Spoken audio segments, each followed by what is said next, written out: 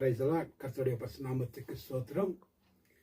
Content of God's மூலமா உங்கள் கூட சில காரியங்களை நான் பகிர்ந்து கொள்ள போகிறேன். உலக முடிவு இப்பொழுது சமீபமாக இருக்கிறது.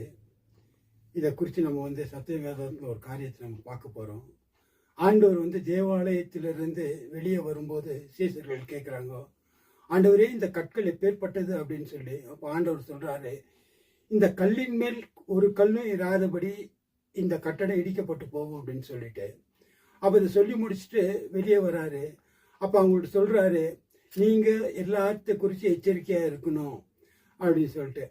அப்போ இது இந்த காரியம் என்னன்னாக்கா, நாட்டுக்கு நாடு யுத்தங்களும் பூமி அதிர்ச்சிகளும் கடல் கொந்தளிப்புகளும் நிலநடுக்கங்களும் இது நடந்துட்டு இருக்கு. ஆண்டவர் சொன்ன வார்த்தை அந்த இடத்துல நிறைவேறிட்டு வருது.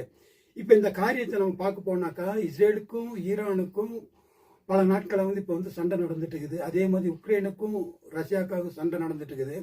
இதில் அப்பாவி மக்கள் அநேகர் இறந்து போகிறாங்க. இதுக்காக நம்ம ஜெபிக்கணும். ஆண்டவர் அன்னைக்கு சொன்னார், அந்த வாக்குத்தத்தம் இன்னைக்கு நிறைவேறிட்டு இருக்குது.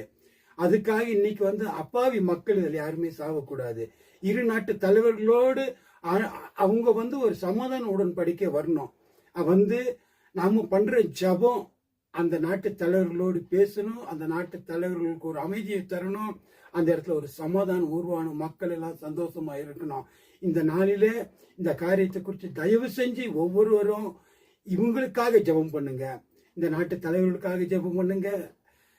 அதே மாதிரி இந்த காரியத்தை ஒவ்வொருத்தருக்கும் பகிர்ந்து கொள்ளுங்க. பகிர்ந்து கொள்ளும் போது ஒருத்தராவது ரசிக்கப்படுவாங்க.